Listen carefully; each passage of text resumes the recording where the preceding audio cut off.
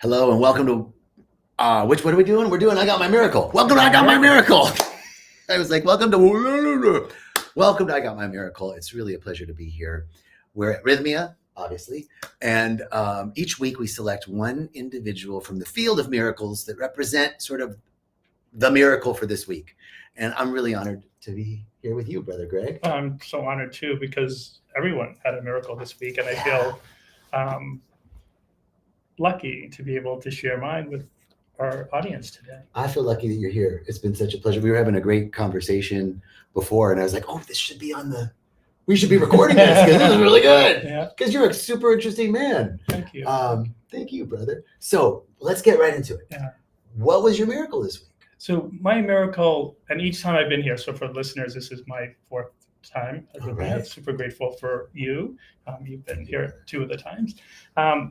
And it was being able to feel at an entirely new level, both from my feelings, but then all the other guests and the staff.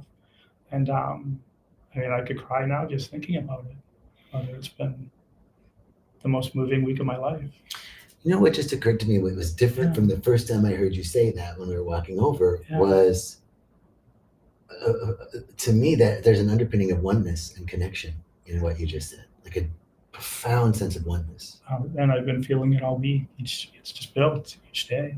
So that's a freaking miracle, right? Like life wasn't bad before you came. No, my life was great. It's been, I would have said it was great before my first time here because I didn't know what I didn't know. My first time here I was a speaker that week, and so I didn't come with an agenda per se. But I figured I'll participate in everything, and I walked out transformed, thinking like, wow, I really needed that. I had no idea how much I needed that. What was that first miracle? Yeah, so the so there's the 3 intentions, and the first one is show me how I've really become, or show me how I really show. Show me who I've become. Yeah, show me who I've become. And I would have been aware of it. I think you've mentioned a lot of people that come here are aware of it, but not in a way that requires action. My first time here was 2 years ago, and lockdown was pretty easy for me because I would have been like, oh, I don't really need people anymore. I'm not even sure I really like people anymore, right? So I don't have to interact with them. This is super cool, right? And my miracle that first week started with a revelation that to me was that you're Scrooge-like, which I understood to mean I was miserly with my own feelings. They'd been completely blocked off. I don't think some of them I never even developed. And then miserly with my affection and time for others and just in general, right? Like Scrooge-like behavior in a lot of the things, the relationship area of things, which is the most important. And so my miracle that first week was like Scrooge and the Christmas Carol. Like I went through that arc. Yeah, and I transformed. I saw, how I was showing up in the world and left here able to show up in a much different way. That's been, allowed for more success in work and more success in, family, all kinds of things. It's like, what transformed in your life as you became more generous with your time, with your attention, with your energy? How did your generosity get reflected back to you? So without question, the world has responded to me completely differently. Because I think the limitation before wasn't the world. It was my stories about me and the world. And, so I've, in the last year and a half, I've had 3 promotions at work, right? That's great. So whatever it cost to get here, that's been more than paid many, many times over. And before, I think I always felt competent in doing my job, but I always felt like the highest level never saw me and what I did. And that barrier disintegrated after my first time here. And you attribute that to a sort of generosity of your time and effort and attention, and something dismantled in a way that's, I think maybe the simplest way to say it is that story got rewritten. That I think that heart of that story was that I didn't deserve more, and that when that story collapsed, then the world always wanted to offer me more, and now it had an opportunity to do that. That's so true, right? Like. The sun's always shining. Sometimes you just need to open the blinds. and let it in. Yeah. Okay, so I'm getting a sense. We have some bookends. We've got your first time and this time, and there were 2 times in between. What would you? Can you give me the highlight of miracle for the second and third time that you were here? So let me see. The second time, I'd have to think back. So that's okay. Maybe we can move on. Yeah. Okay. Or just come back to it because it might crystallize. But sure. The first time I felt like there was certain emotions. Like if you had asked me before I came here, oh, like, are you excited about going to Rythmia? I would have said I don't really know that emotion. I don't like I'll enjoy it, but like Greg doesn't do excitement. That's how it is. Same with joy, right? And that first week, one of the things that happened progressively through the week is feelings that I was missing were given to me, or I was able to. They emerged again. Yeah. One of them was openness, and I remember at the end of one of the ceremonies, the lights had just come on, the shaman were calling us up, and the kind of the message I get is like, oh, Greg, I need you to be more open when you go home. And I was like, well, I would love to do that. I don't know how. And it was kind of like the medicine laughed at me. It's like, just grab your pillow, Greg, like hold it loosely in your arm, go up to the front of the room and just lie on your stomach, and I'll help you feel what open feels like. And the medicine did. Wow. And I when I left here that week, there was a few other emotions, joy, patience. That was my integration. Like go back and just practice those feelings until they became really embodied in ways I could just walk consistently with those. And my miracle the second time was just new emotions like that, new feelings that I hadn't developed just from I like sidetrack a little, but I think I was naturally. I remember like in first grade, like a Black family moved into my town. I grew up outside of Boston, and I was the teacher picked to integrate that person as a friend so that he would feel welcome in the school. So I think I had that, but then I lost it somewhere. And I remember by somewhere in elementary school talking to my older sister, and there's a song by Simon and Garfunkel, I'm a rock, I'm an island, I touch no one, no one touches me. I remember that song. I shared with her, like that's who I was. So I, somewhere in that, from first grade to that point, I needed to wall off. And then once that wall was in place, like none of the emotions I think I should have developed had an opportunity because I blocked them all off. So my miracles here the second and third time were largely about building more and more of those emotional tools that Greg needs to have shown up this week in the way I was able to. And then this week was really about profound connection and oneness through those feelings. Yeah. Because you could feel more, you like opened the door. Yeah. So there's been this progression and not from there being anything wrong. No. A lot of people come here because, this is their last resort, like literally. Yeah. Which is great. Like we want to get that message out to people. Like there's a place, if you find yourself playing a role you don't want to play anymore, in a place you don't want to be anymore, there's a place that can help you. But there's a lot of people that aren't in that spot, Tell us a little bit. So let me finish the thought.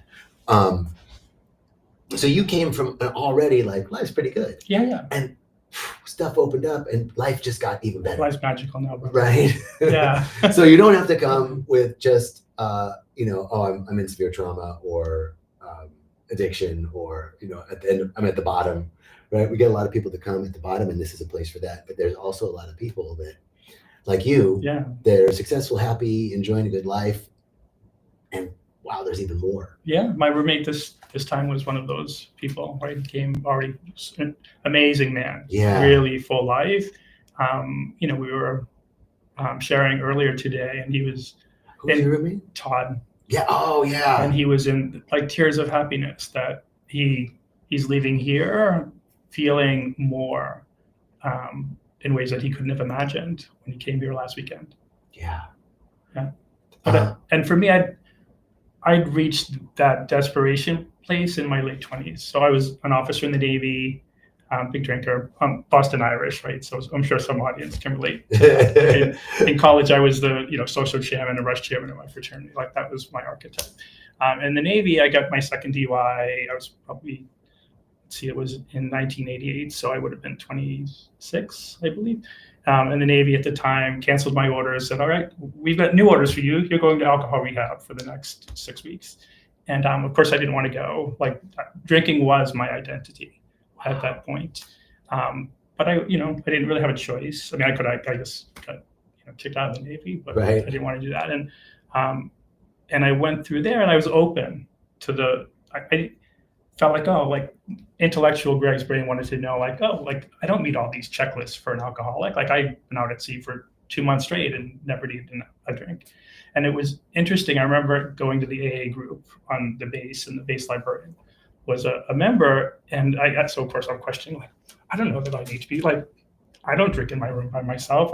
But clearly I have a problem. And there was a book she gave me, and there was at the beginning of each chapter, and I wish I could remember the book. Yeah, it was like almost like a thought experiment, and it was imagine every day for the next, I think it was 6 months, you have to wake in the morning and decide, today I'll have 1 drink, or today I'll have 2 drinks. You can never say 0, and whatever you decided that morning was how many you could drink.